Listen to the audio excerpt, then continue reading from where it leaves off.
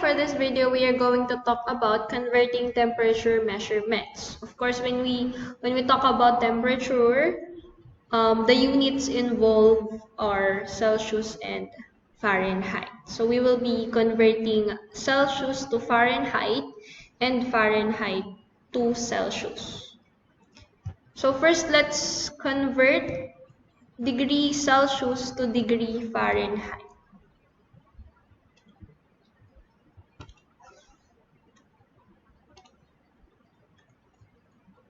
So the formula in converting degree Celsius to degree Fahrenheit is this.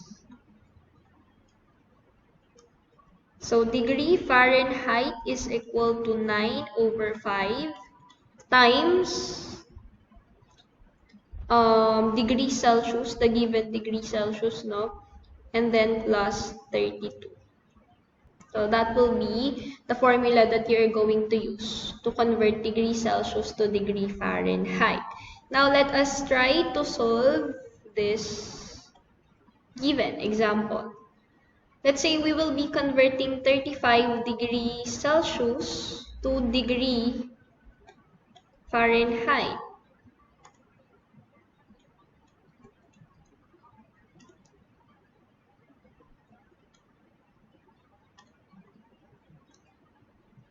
So this will be our solution. And using the formula, so degree Fahrenheit is equal to 9/5 times the given degree Celsius is 35. So we will be substituting 35 to the degree Celsius here in the formula. So palit niya na lang yung 35, which is the given, plus 32. And then to solve this, the first thing that we need to do is to multiply 9/5 and 35 first. Kasi we need to get rid of the parentheses first. Okay.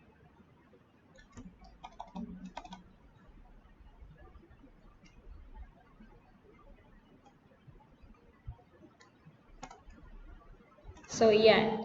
So degree Fahrenheit is equal to the product of 9/5 and 35.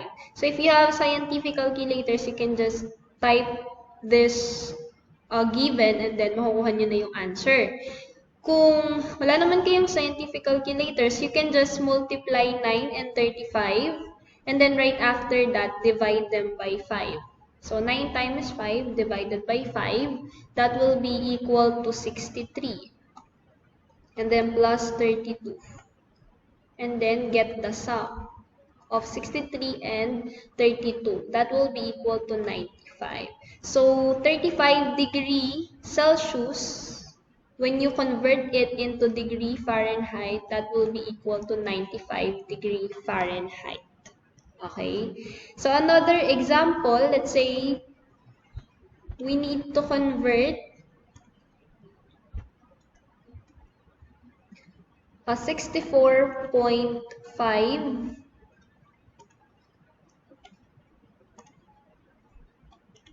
degree Celsius to degree Fahrenheit.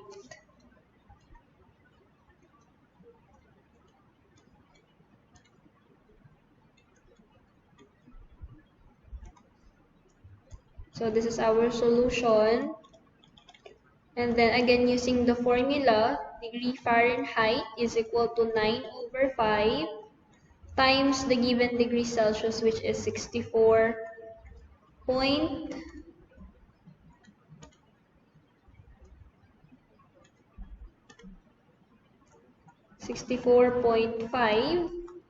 and then plus 32. So again, you need to multiply 9/5 and 64.5 first. Okay? And then when you multiply this, it will become 9 times 64.5 divided by 5. Or kung meron kayong cycle, you can just type this given and then lalabas na yung answer. So if you find the product of this part, this will be equal to 116.1. Okay, and then plus 32. And then last, get the sum of 116.1 and 32. That will be equal to 148.1. And that will be your answer. Okay, so when you convert 64.5 degrees Celsius to degree Fahrenheit, you will get 148.1. And then let's say we have our last example.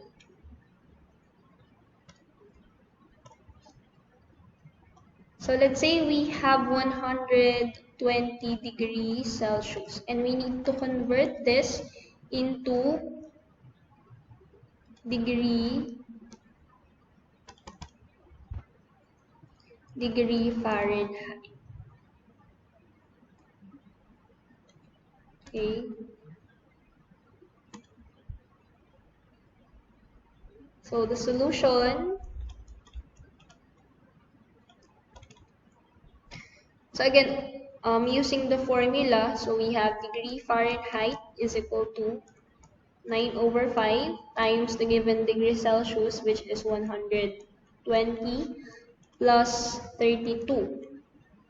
And then you need to multiply 9 over 5 and 120, and that will be equal to 216 plus 32, and then get the sum of 216 and 32. That will be equal to 248. Okay? So if you convert 120 degrees Celsius to degree Fahrenheit, you will get 248 degree Fahrenheit. So that is how you convert degree Celsius to degree Fahrenheit. How about if we convert degree Fahrenheit to degree Celsius? So babalik na rin natin. Paano kung yung given mo naman is in degree Fahrenheit and you need to convert that into degrees Celsius? So this will be your formula. So degree Celsius is equal to 5 over 9 times the difference of the given degree Fahrenheit and 32. Okay? So kanina, when we convert degree Celsius to degree Fahrenheit, we multiply first before we add 32, di ba? In converting degree Fahrenheit to degree Celsius naman, we need to subtract first the given degree Fahrenheit by 32 and then tsaka pa lang natin sila i-multiply. Okay? So let's say, for example, we will be converting 27 degree Fahrenheit to degree Celsius. Okay? So again, we need to use the formula. So we have degree Celsius is equal to 5 over 9 and then times quantity, the given degree Fahrenheit. So we have 27 minus 32. And then we need to solve yung terms na nasa loob ng parenthesis muna. Kasi we need to get rid of the parenthesis for us to get the answer. Okay? So 27 minus 32, that is equal to negative 5. And then we need to multiply 5 over 9 and negative 5. So the answer here, you can just type this in your scientific calculator. Kung wala kayong scientific calculator, you can multiply 5 and negative 5. Okay, so 5 times negative 5 and you need to divide them by 9. Right after nyo sila i-multiply. So if you multiply 5 over 9 and negative 5, the answer is negative 2 point, I think it's a repeating decimal, no? So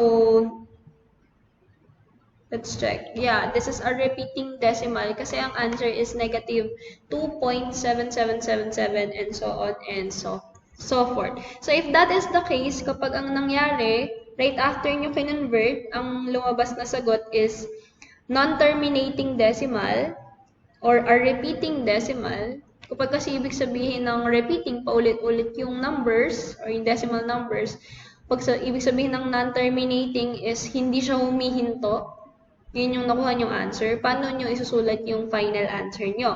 So if that is the case, I am going to advise you na not convert. You need to round off up to 2 decimal places. So, si negative 2.777777, you need to round off to the nearest hundreds. Okay, so 777, round up ang mangyayari. So, this will be negative 2.78. Okay, so yun yung susulat yung answer. So, negative 2.78 degree Celsius. So, when we convert 27 degree Fahrenheit to degrees Celsius, the answer is negative 2.78. How about another example? So, let's say we will convert 78 degree Fahrenheit to degrees Celsius.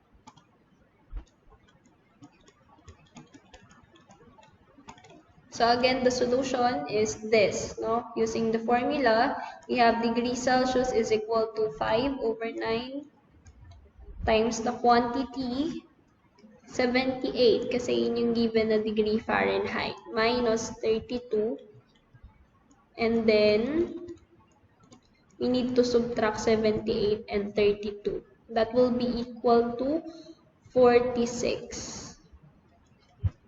And then we need to multiply 5 over 9 and 46. Okay, the answer will be 25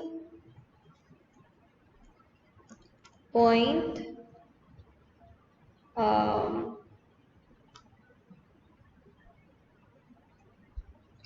25.555555 and so on and so forth. So again, it is a repeating and non-terminating decimal yung lumabas na answer, no? So if that is the case, i-round off natin up to 2 decimal places. So 25.55555 and so on will be 25.56. Round up kasi 5 yung katabi, hundreds. Okay? So that is now your answer, 25.56. So when we convert 78 degree Fahrenheit to degree Celsius, the answer is 25.56 degrees Celsius. How about we have a last example?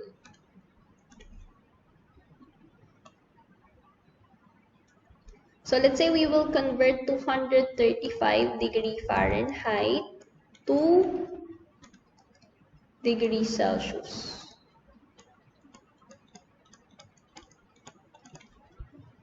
So again, using the formula, 5 over 9 times the quantity, 235, okay, minus 32.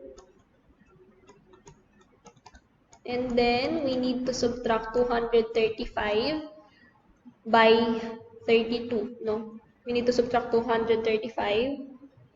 So that will be equal to 203. And then last, we need to multiply them. So the answer will be 112.77777 and so on and so forth. So repeating and non-terminating decimal na naman yung lumabas. So if that is the case, just like as I was saying a while ago, no, round off up to 2 decimal places. So 7777 can be written as 78 lang kasi naka-round off na siya to the nearest hundreds. Okay? To decimal place na siya. So that is it. That's the answer.